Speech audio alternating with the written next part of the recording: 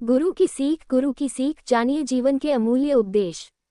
भारतीय गुरुकुल परंपरा की बहुत ही प्रेरणादायक कहानी एक मोटिवेशनल स्टोरी इन हिंदी है।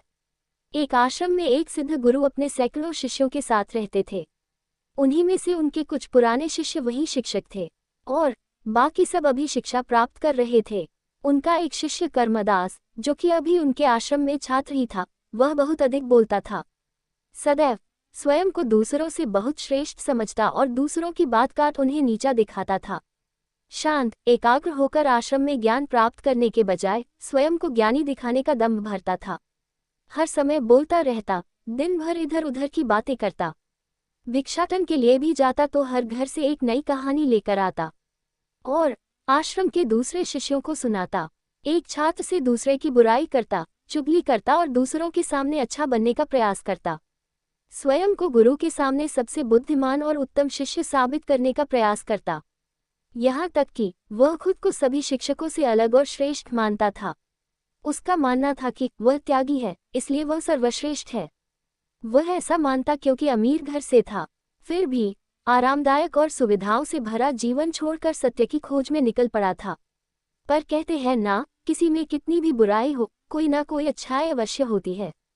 कर्मदास में भी मेहनत करने की क्षमता थी, वह बुद्धि से तेज था, बस अपनी क्षमताओं का उपयोग करना नहीं जानता था। महीने भर का संकल्प और गुरु की सीख। एक दिन गुरु ने आश्रम के सभी शिक्षकों को बुलाकर कहा, आप सभी को अगले 1 माह के लिए कोई ना कोई संकल्प लेना है।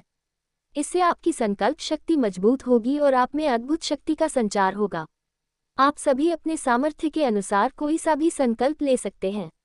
1 माह से पूर्व जिसका भी संकल्प टूट जाए वह अपनी दिनचर्या में वापस आ जाएं। सभी शिक्षकों ने अपनी शक्ति के अनुसार छोटे बड़े संकल्प लिए और गुरु को अपने अपने संकल्प के बारे में बताकर वहां से चले गए। लेकिन कर्मदास को ये बात अच्छी नहीं लगी। उसका मानना था कि संकल्प का अवसर केवल शिक्षकों को क्यों मिला, विद्यार्थियों को भी मिलना चाहिए था। गुरु मुस्कुराते हुए बोले, तो ठीक है, जिन भी विद्यार्थियों को लगता है कि उनकी संकल्प शक्ति मजबूत है, वह भी 1 महीने के लिए संकल्प ले सकते हैं। कर्मदास स्वयं को सबसे अलग और बड़ा दिखाना चाहता था। उसने गुरुदेव से कहा, हे गुरुदेव, आप ही बताएं मुझे क्या संकल्प लेना चाहिए। तो गुरुदेव ने कहा, मेरे पास एक सुझाव है, तुम अपने शिक्षकों और मित्रों के पास जाओ और उनसे जाकर पूछो कि तुम्हें क्या संकल्प लेना चाहिए। क्या पता तुम्हें किसी ऐसे संकल्प के बारे में पता चल जाए जो तुम्हारे जीवन में कोई बहुत बड़ा परिवर्तन ले आए। कर्मदास का संकल्प और गुरु की सीख। गुरु की बात सुनकर वह अपने शिक्षकों और मित्रों से मिलकर वापस गुरु के पास आया और बोला, गुरुदेव, यहाँ कोई मेरा भला चाहता ही नहीं, ये लोग कहते हैं मौन रहने का संकल्प ले लो। गुरु ने पूछा, सबने यही कहा? तब कर्मदास ने हामी भरते हुए कहा, जी, लगभग सबने यही कहा। गुरु ने पूछा, पुत्र कर्मदास, क्या तुम ये कर पाओगे? कर्मदास ने कहा, जी, इसमें कौन सी बड़ी बात है, ये तो मैं आराम से कर लूंगा।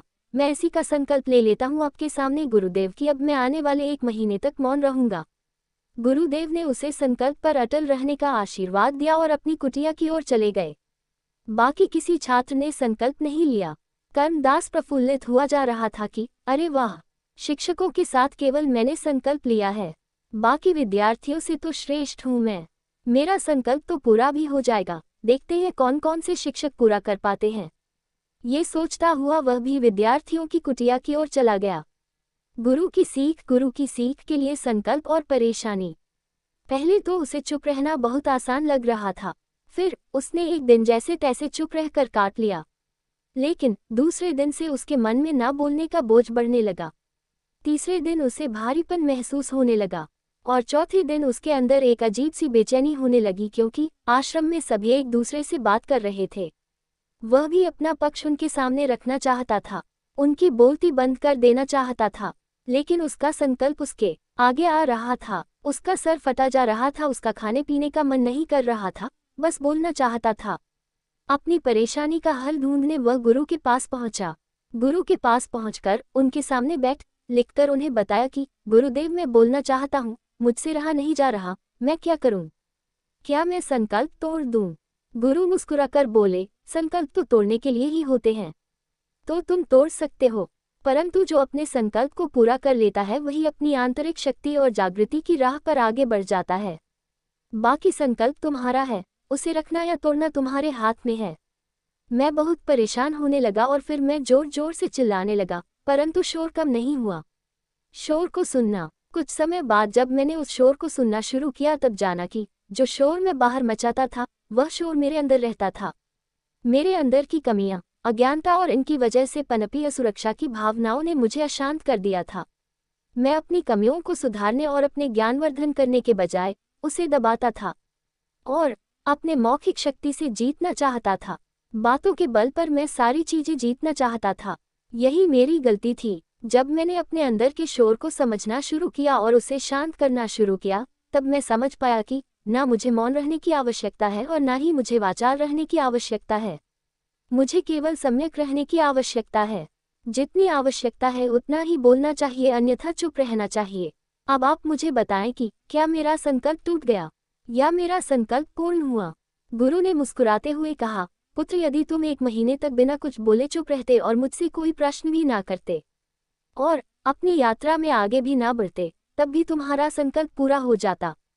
परंतु उस संकल्प के पीछे की योजना सिद्ध नहीं हो पाती।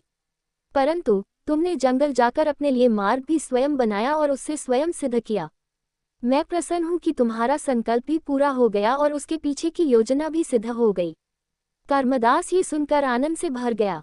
उसके चेहरे की मंद मुस्कान सब व्यक्त कर रही थी। गुरु द्वारा गुरुकुल के सभी विद्यार्थियों और शिक्षकों से वार्ता। फिर गुरु ने कहा, अब मैं चाहता हूं कि मैं इस आश्रम के सभी लोगों से बात करूं, उन सबको बुला लाओ। कर्मदास जाकर सारे शिक्षकों और विद्यार्थियों को इकट्ठा कर लाया। उन सब ने गुरु को चरण स्पर्श प्रणाम किया और गुरु को सुनने, गुरु की सीख के लिए करबद्ध हो खड़े हो गए। गुरु ने कहा, मेरे प्यारे शिष्यों, मैंने आप सभी को संकल्प वाले प्रकरण से जुड़े कुछ मुद्दों पर प्रकाश डालने के लिए बुलाया है। पहला, यदि आपके सामने कोई क्रोधित होता है या आपको नीचा दिखाने की कोशिश करता है, तो आपका कर्म है कि आप उसे शांत करवाएं या शांति की राह दिखाएं, ना कि उसकी कमियां निकालकर उसे और दुखी या अशांत करें। दूसरी बात, यदि आप अशांत है और आपको कोई बताता है, तो आप मदद मांगे और अपने आप को शांत करने का प्रयास करें, ना कि मौखिक शक्ति से उसे हराने का प्रयास करें। तीसरा, किसी से परेशान होकर कोई ऐसा हल ना निकालें जो किसी के लिए हानिकारक सिद्ध हो सकता है, क्योंकि बाद में इस पर आप ही को पछताना पड़ेगा।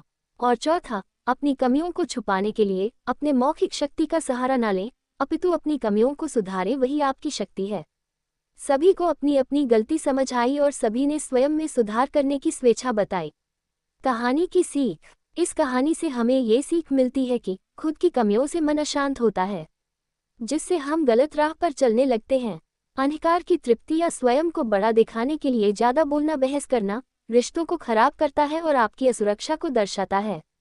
हमें यथा आवश्यक कम बोलना चाहिए और स्वयं में सुधार कर मन शांत रखना चाहिए।